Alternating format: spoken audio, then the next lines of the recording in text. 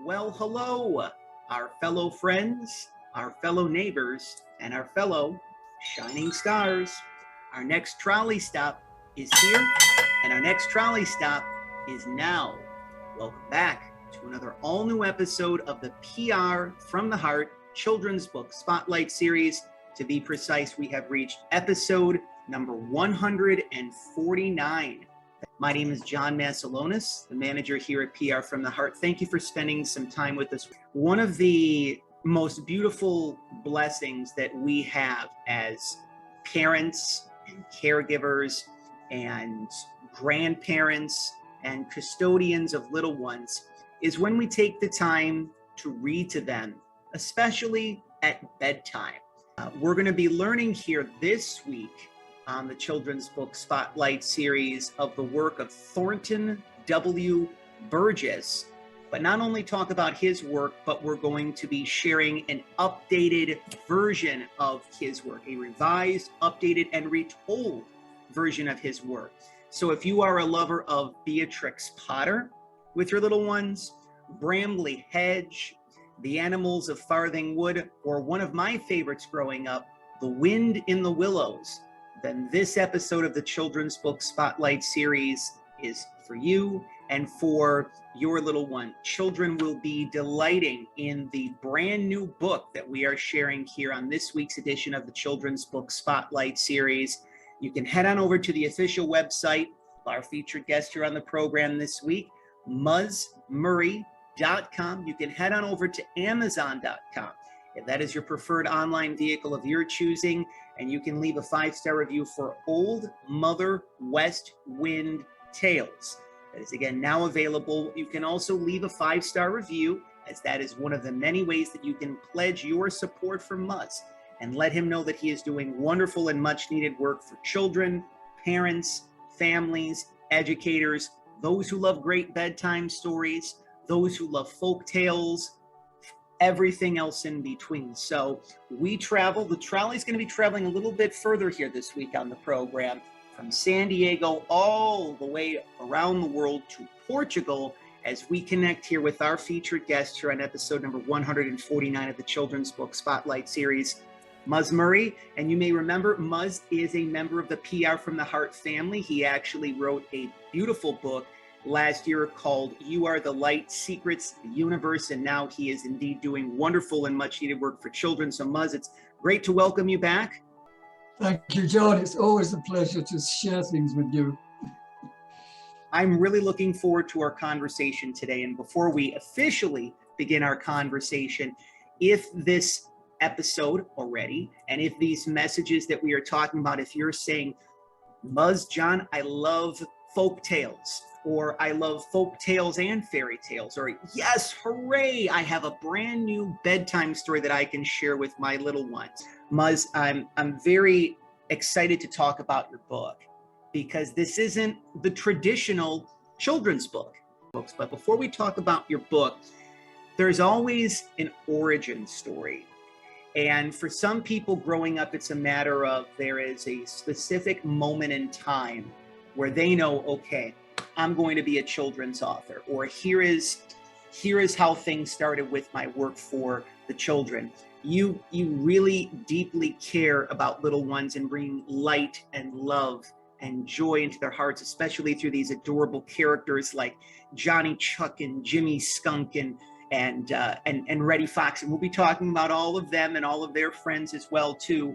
But your origin story for our listeners and viewers, our friends and neighbors, and of course our fellow shining stars who are learning about you for the first time here this week on the Children's Book Spotlight series. Could you share with us where it really all began for you and when you knew that your work was here for the children, especially with regards to becoming a children's author? Well, I've always wanted to give pleasure to children who read by offering them the best quality work that I'm able to write and illustrate. It was hardly a decision I had to make, because I was an avid reader of folk tales and children's books since I first learned to read, and they've colored my imagination, and I've lived in their atmosphere for all of my life. I've always written stories for children since I was 8 years old. So aside from my spiritual books, for light relief, it was only natural that I should write something in the same genre. And I'm really glad that you followed your heart, because I think that, you know, what happens with many people, it's very easy when we have a vision that's in our mind's eye or in our heart, and we can wonder, do I have the skills? Do I have the gifts? Do I have the talents?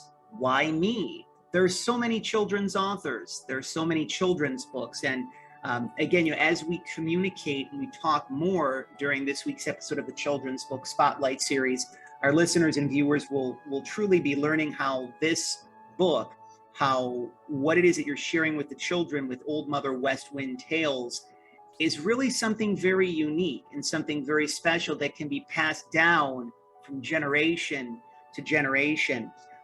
And the structure, you know, one of the things that I really enjoy about your book that I was communicating with you in the PR from the Heart Green Room is how you can take the time and you can read one chapter and you can just reflect on it. And you can say, wow, like this was so fun. And there was this character and this character. But I know that when I was reading your book, there was a part of me that's like, but I want to go on to the next chapter. So parents and grandparents and caregivers of little ones, they can really, based on the little one's enthusiasm and excitement, you can take the time to read one chapter at a time, or you can knock out the whole book in one sitting. But just remember that if you do that, that a little bit more time is needed in the process. Again, and there's just so many characters that we're going to be talking about as well, too, here in episode number 149 of the Children's Book Spotlight series. Now, I had mentioned the name Thornton W. Burgess. Now, yes. Sometimes people might be like, I've heard of that name before, but I'm not sure where that came from.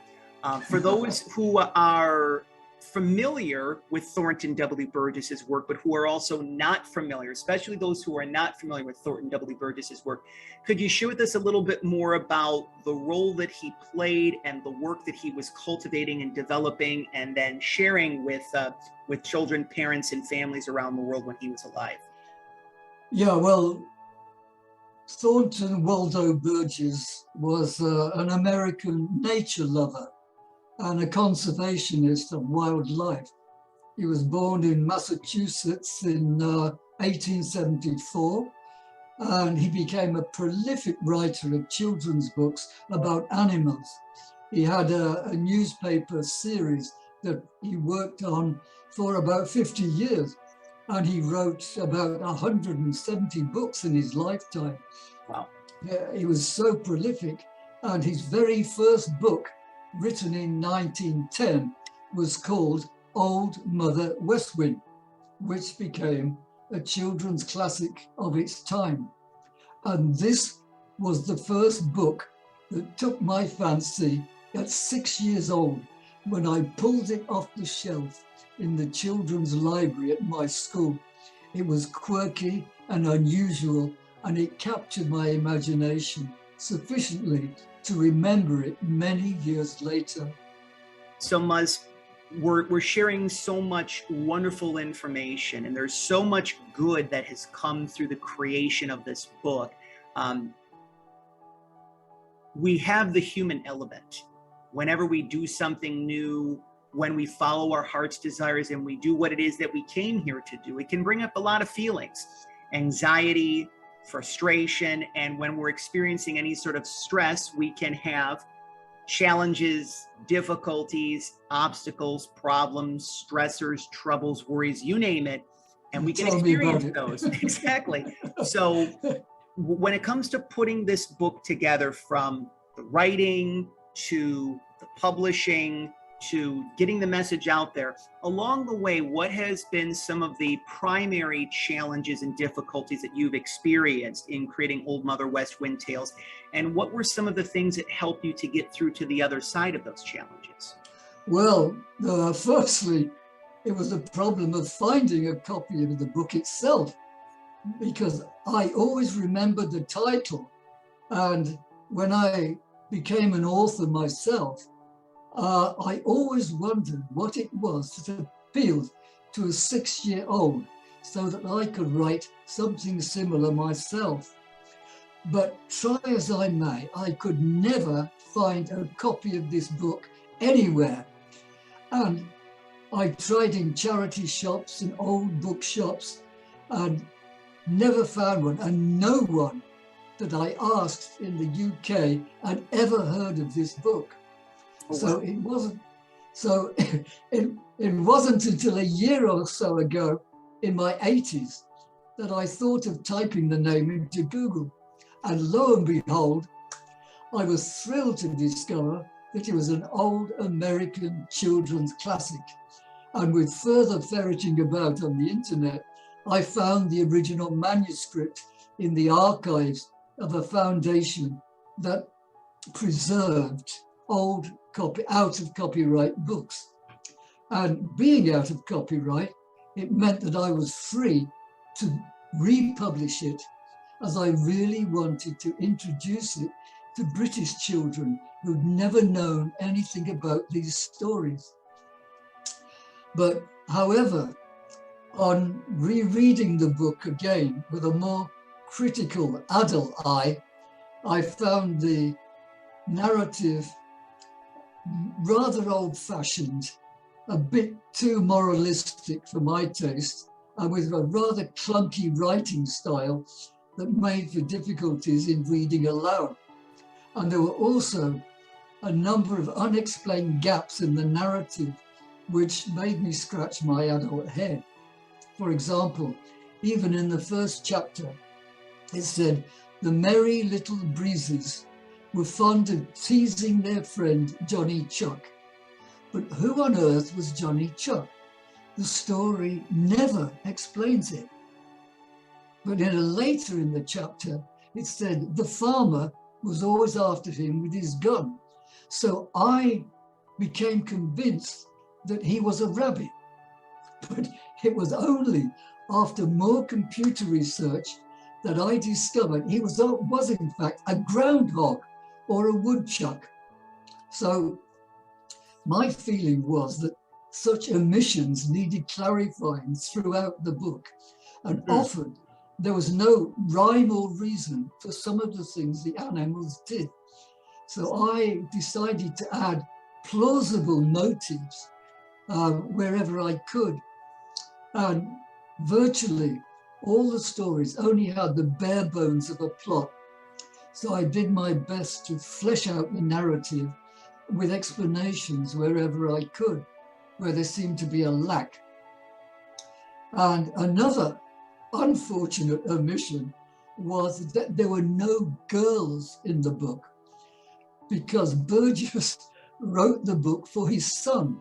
So there were no females in it at all, except for a couple of mothers in the background. Well, that wouldn't do at all. And that was really annoying to present-day mothers who wanted to read the book to their daughters. So I added a few female characters, like the resourceful and heroic little Zoe Otter. And another thing that troubled me was, would the Americans who grew up with these stories resent me for the temerity of tampering with their beloved tales? But as I pressed on through the book, I found quite a few old-fashioned attitudes that were really off-putting to the readers of today. So I went and checked out the reviews of present-day parents and found them complaining about the writing style of the original book, the lack of females, and how some children are bored by the feeble plots without any action to grab their attention. One reviewer wrote, "What an annoying style of prose," which is a sentiment I found echoed by many others. So, thinking of the poor parents who had to stumble over the ungainly sentences, I began typing out alternative phrases to make the text smoother to read. And the more I read and wrote, a poetical rhythm to the narrative began to spring unbidden to my mind. And I felt the rhythmical prose enliven the text in a lyrical way, And I took this to be an encouraging sign. And I trust that I have redressed all these problems for today's happy readers. And by the reviews that are coming in from delighted parents, it seems that I have done the job. I feel that you have, Muz, and I give you a lot of credit because, again, with the work that you did, and I'll even use the word the research that you had to do before writing this book, is that you obviously had to go through the original book in its original form and go through and to ensure that it would really resonate with children, especially today, because something at the turn of the century in 1900, or even something that happened, let's say in the 1950s, if there was a book that was written in the 1950s, we've evolved as a culture, we've evolved as a society, and things that were written about then may not appeal to children today, but they also, certain things are not, well, like, for example, and this is, completely unrelated to the story, but obviously, during like the 1950s in the United States, 1950s, 1960s, there was a lot of racial segregation, and, a lot of, how whites did not want African Americans to be involved in what it is that they are doing. So there was a story that would kind of come from that sort of a tone from beforehand. It wouldn't hold any weight today. So the fact that you took the dedicated time that you did to be able to ensure that you preserve the energy and the legacy of Thornton's stories, but also the style and the quirky quality. I kept his type of imagination. Exactly. And then you also provided your own soul signature with that, your own energetic imprint, which I think is great. Now, we are almost ready to dive into the pages of Old Mother West Wind Tales. We hope that you are enjoying your time here in our neighborhood with us. This is episode number 149 of the PR from the Heart Children's Book Spotlight series. Joining us as our featured guest here on the program this week is Muz Murray. And again, we are now ready to dive into the pages of Old Mother West Wind Tales. You can purchase your copy if you feel guided to do so by heading on over to Muz's official website, muz-murray.com. You can also head on over to amazon.com if that is your preferred online vehicle of your choosing. And when leaving a 5-star review, just know that that is one of the many ways that you can pledge your support for Muz, to let him know that he is doing wonderful and much needed work for children, parents, families, educators, those who love great children's books, and those who love nature as well, too. We're going to be talking about nature and animals and so much more throughout the course of the rest of our trolley stop here this week. Muz, before we dive into some of the chapters within the story, I wanted to introduce some of the characters from the book. If there's so many different characters. I know that you had mentioned Zoe the otter, who can be found in chapter 13, I believe it is, if I'm not mistaken. And there's just so many lovable, adorable characters.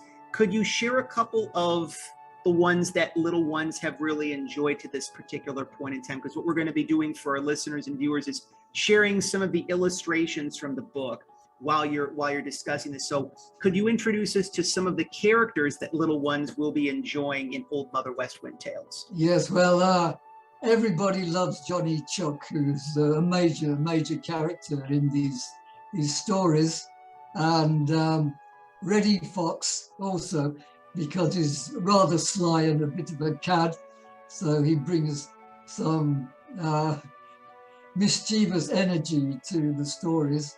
Also, people are loving the new character, Little Zoe Otter, because good, she's female and she's heroic, and she's full of great ideas. And the new character, Toby Cockles, the Terrapin, also people appreciate, and especially P.T. Rabbit, the prankster, who gets into trouble all the time for making pranks to everybody, but in the end he gets his comeuppance and everybody's happy about that. Those are such adorable characters. One of the things, Muz, that I really also enjoy about your book is that at the beginning of each chapter, there is a visual to accompany the chapter before the chapter actually begins. So for example, in chapter 13, at the very beginning, you see little Zoe Otter and you see her friend Betty Beaver. So if I'm a parent, if I'm a grandparent, if I'm reading to the little ones, even before I start, you can already say, this is who, you know, little Zoe Otter is, and this is who Betty Beaver is. So it's already creating a connection.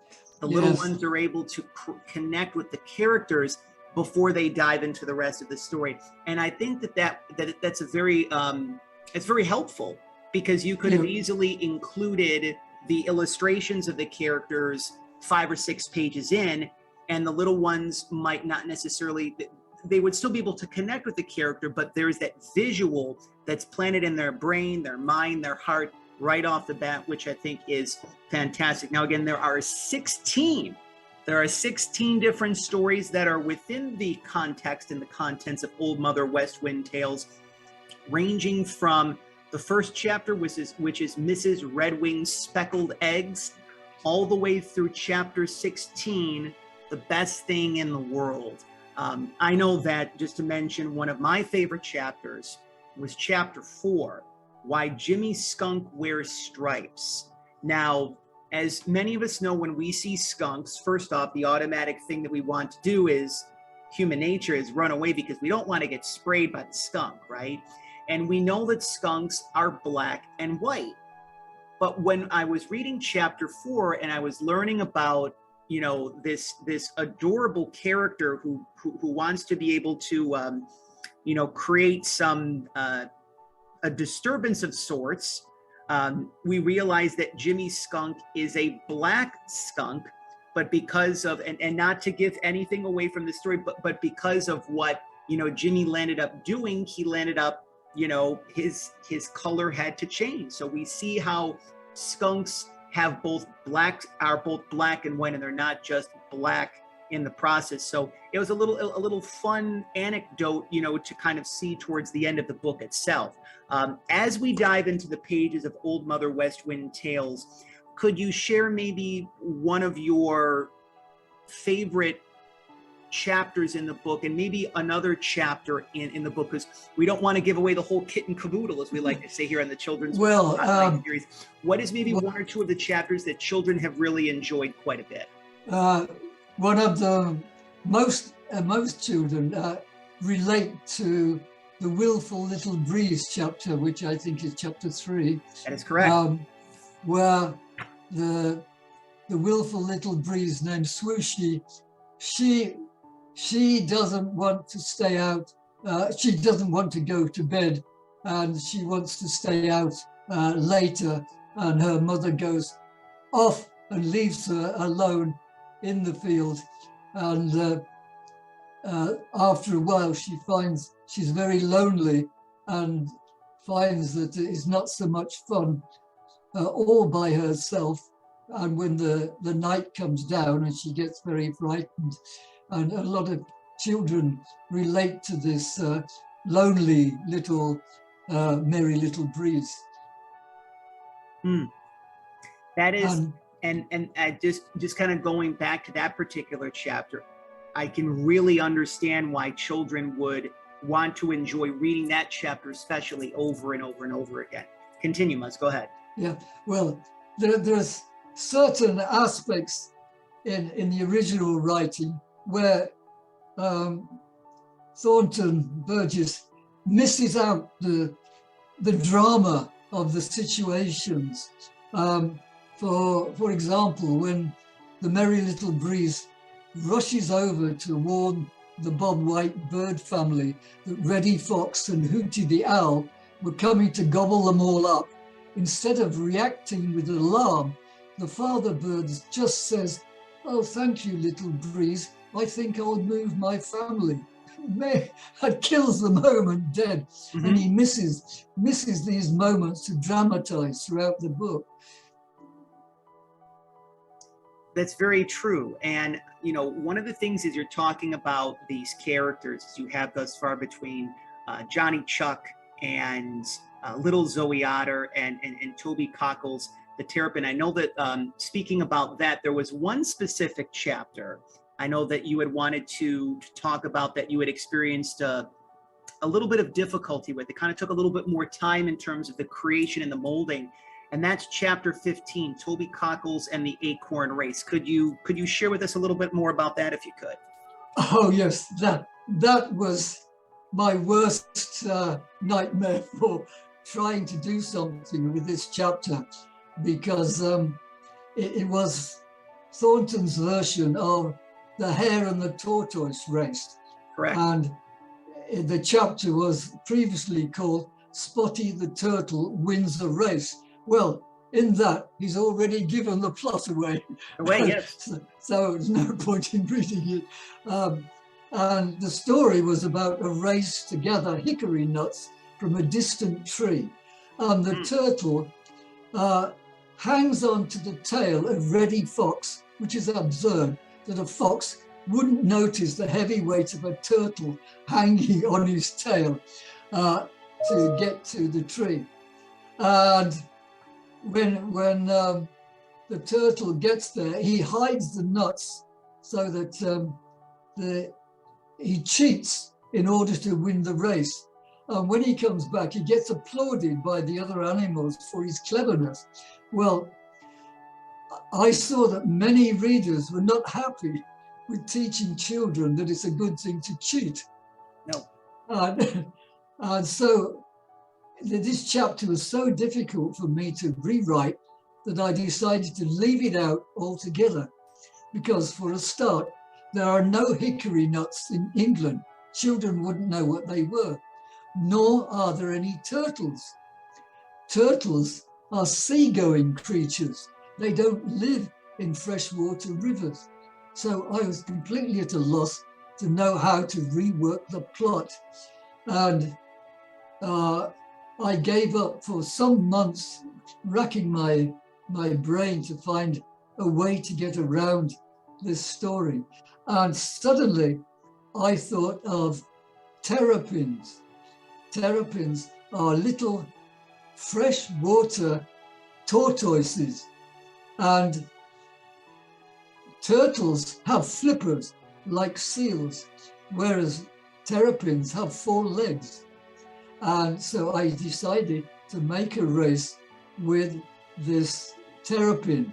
Mm-hmm. And I chose, instead of hickory nuts, I thought of acorns.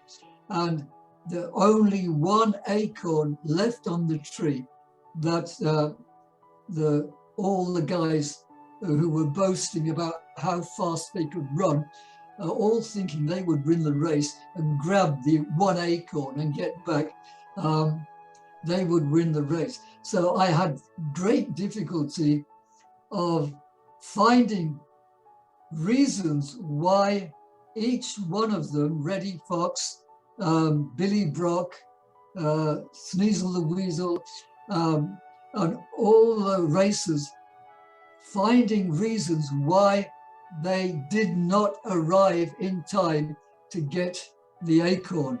Mm-hmm. Whereas, so eventually I was able to rewrite the story, and it's up to the readers to let me know whether they think it works or not. Well, I appreciate this vulnerable share, Muz, because sometimes when someone reads a book, any kind of book, you can think, oh, this chapter was easy to put together, right? And this, it sounds like this was a, this particular chapter, it almost feels like it was kind of like a book within the book in terms of putting everything together. Again, you know, doing the homage, the tip of the cap to Thornton W. Burgess, making sure that everything logistically felt right, planting your own soul signature as well, too, because you put a lot of thought and care. This is one of the other things that I want to mention to our listeners and viewers, to our friends and neighbors, and of course, our fellow shining stars, is that you can really tell in life when someone puts care into something. One of my favorite expressions, Muz, is that like when you go to a restaurant and you're served a good meal, I know when a meal is cooked with love. You can literally feel it in the food when you're eating it, right? Well, you know when something is written from love, and without a shadow of a doubt, Old Mother West Wind tales are indeed written with love. One of the things that I also really enjoy in the book is that the characters, they're not the traditional characters. It was important for you to introduce little ones to more well-known animals of the British countryside.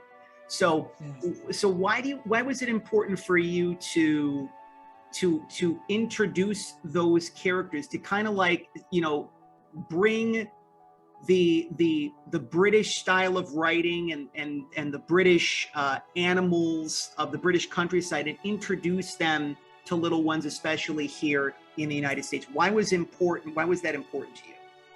Well, the thing is that a lot of the names of the animals in the American version, the children I've never heard of in Britain, like Billy Mink and Bob White-Birds and all that kind of thing.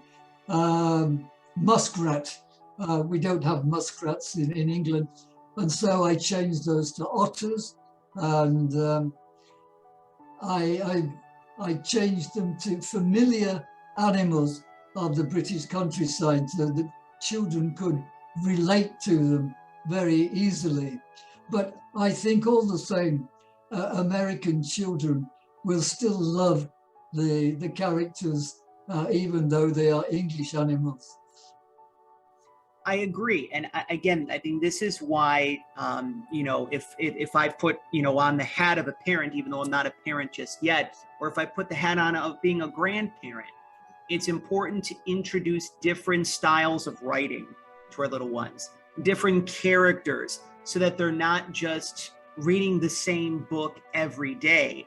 And again, the fact that there are 16 different stories within Old Mother West Wind tales, this is something that is really important for little ones, especially when it comes to bedtime stories. We're going to talk about that momentarily. Yes, I didn't want them to be cardboard characters. I wanted to give them life and more energy and attitudes that capture the children's interest. Agreed, and you did a wonderful job with that. One of the other things that I wanted to create a positive awareness to is the fact that at the end of each chapter, you talk about the animal or one of the animals from the chapter. So little ones are able to learn about nature. You call them nature stories. So little ones, for example, at the end of chapter 1, learn about groundhogs. And at the end of chapter 2, little ones learn more about frogs. So like, for example, there's a picture of a frog, and it's not just a little one paragraph description of here's a frog and here's what they are and here's what they do. It's a pretty in-depth version of what a frog is, what a groundhog is. Talk to us a little bit more about that and really the significance of making that a focal point where it's not just the book, it's a way to be able to kind of, conclude each chapter, but create more information for the little ones so that they can learn more about their favorite animals that are in nature. Yes, well, I wanted to be a naturalist at one time when I was growing up. I studied everything about animals, birds, and plants and what have you. So the children, I noticed that as an educator, I taught in some schools, and children have inquiring minds. When they read a story, they want some background information. They really want to know, well, how does this animal live? Where does it live? What do they eat? What are their enemies? All this kind of thing. So I picked out the best fun facts that I could remember and find, and write it in a very attractive way, so that it's fun to learn things. Like when I talk about quails, saying the quails are granivores, that doesn't mean they eat grannies. It means they eat grains, that sort of thing. So it keeps the children's interest while they're learning about the animals and birds. And for example, Muz, and thank you for sharing that, at the very end of chapter 15, you talked about terrapins just a short time ago. And at the end of chapter, I believe it's chapter 14, little ones learn about trout and pike, which are two of the fish that you see when you go, fishing with your father and son, you go fishing. So little ones know about dogs and cats and, the traditional kinds of, whether it be household pets or even, animals in nature. You might know about like the zebra when you go to the zoo. But again, you share more about animals that little ones may have heard of or have had some sort of an awareness of, but they really haven't been introduced to fully. And you do a great job with that. We're beginning to wind down our time with our featured guest here on episode number 149 of the PR from the Heart Children's Book Spotlight Series. Children's author Muz Murray is very kind to join us here this week on the program from Portugal. We're enjoying his brand new children's book, which is oh so much more than a children's book, Old Mother West Wind Tales. You can head on over to Muz's official website, muz-murray.com. You can also head on over to amazon.com if that's your preferred online vehicle of your choosing.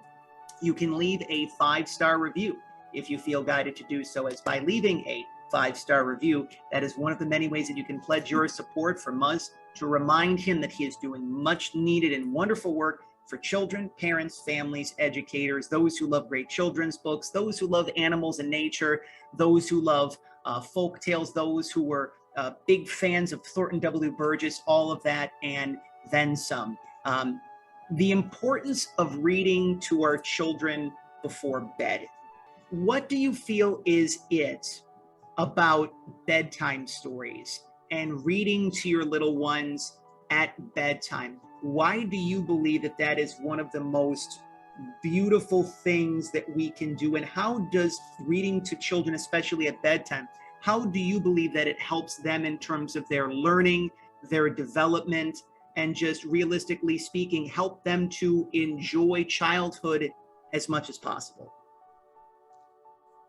Well, for a start, it makes them feel accepted and loved by having mother or father or grandma read to them, and they feel it's like being cuddled with the stories.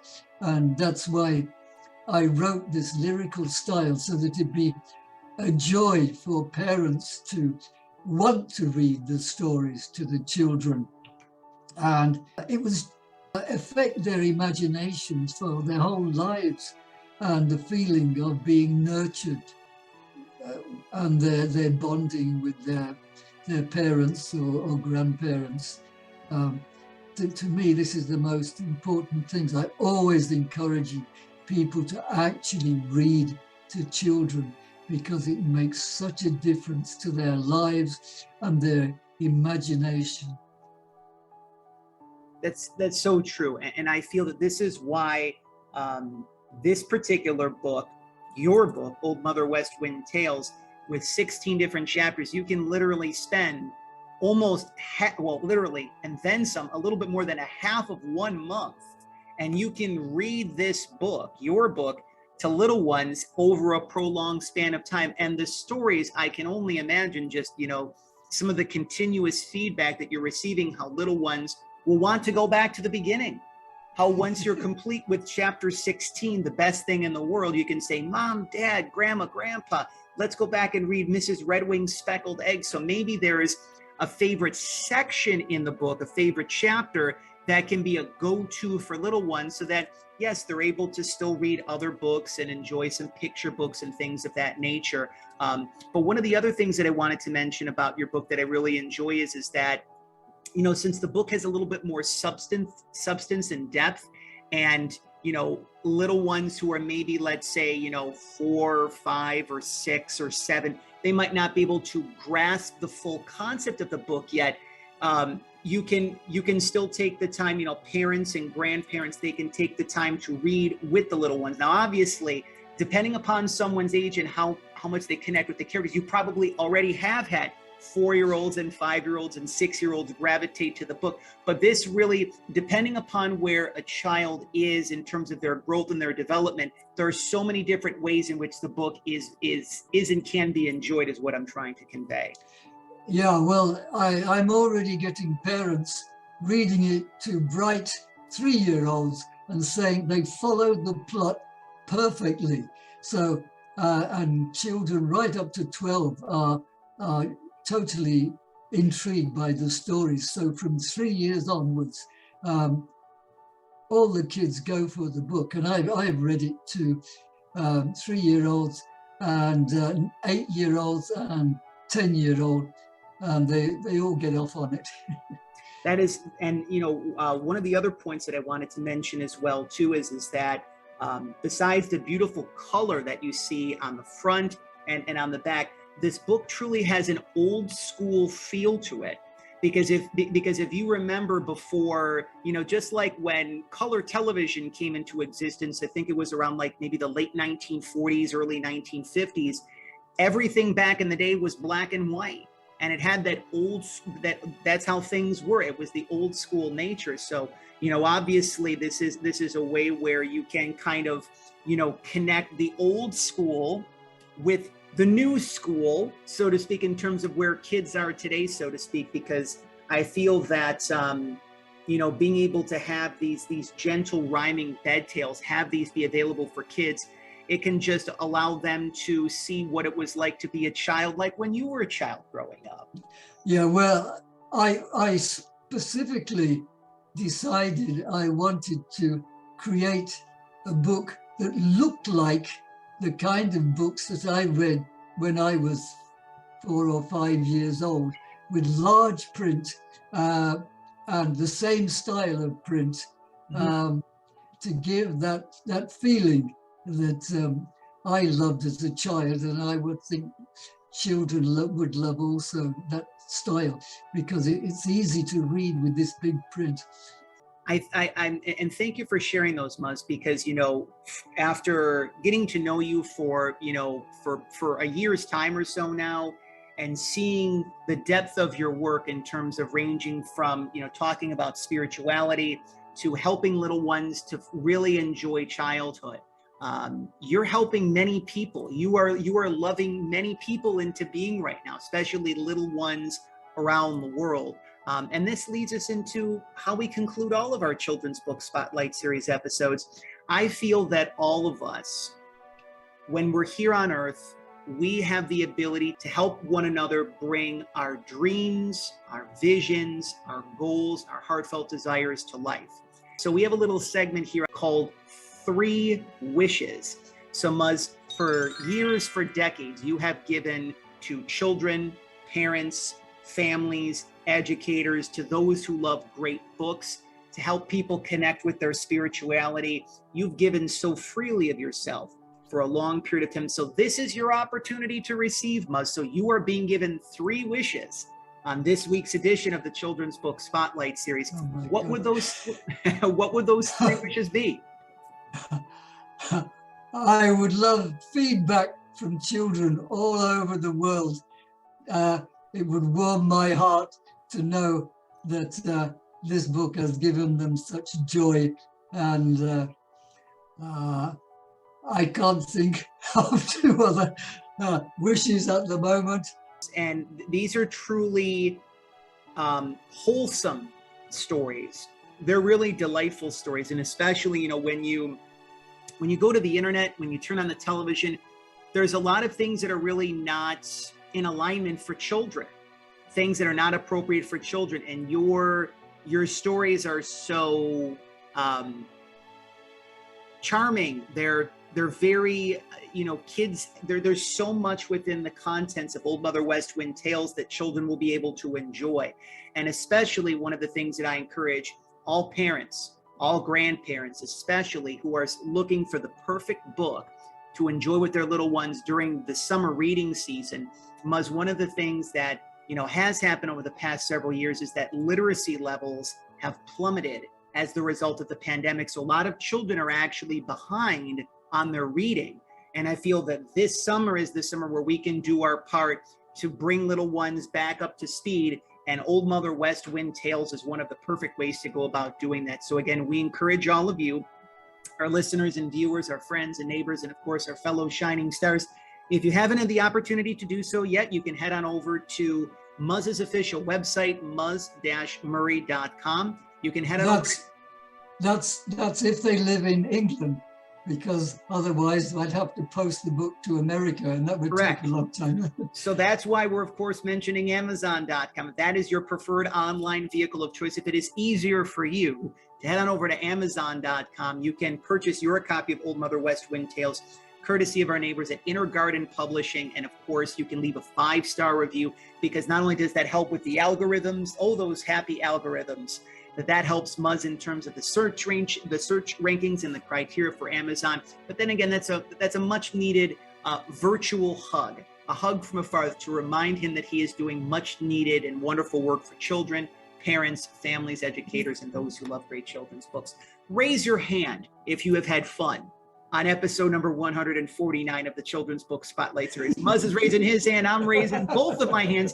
We see hands being raised with the little ones on screen. So mission accomplished, job well done on episode number 149 of the Children's Book Spotlight Series. If this message has inspired you, the message of Old Mother West Wind Tales, if you are a fan of animals and nature, if you really are now saying, you know what, Muz and John, I now have the perfect book that I can share with my daughter, with my son, with my granddaughter, with my grandson, that they can enjoy time after time, and it can be passed on from generation to generation. We encourage you, if you haven't had the opportunities to do so, to subscribe to PR from the Heart's official YouTube channel, and to share this very special trolley stop that has been episode number 149 of the Children's Book Spotlight Series. One final mention, you can head on over to muz-murray.com if you live in the United Kingdom, or you can head on over to amazon.com as well. No dash. No dash, muzmurray.com. Alleviate the dash, muzmurray.com, or you can head on over to amazon.com. We've included the links below in the description, by the way, of this episode to make things easier. With being on Amazon, if that's your preferred online vehicle of your choosing, you can leave a 5-star review. Again, that's one of the many ways that you can pledge your support for Muz, to remind him that he is doing much needed and wonderful work for children, parents, families, educators, and those who love great children's books. So, from Muz Murray, for myself, John Massalonis, this has been episode number 149 of the Children's Book Spotlight Series. We hope you've enjoyed this wonderful trolley stop. Goodbye for now.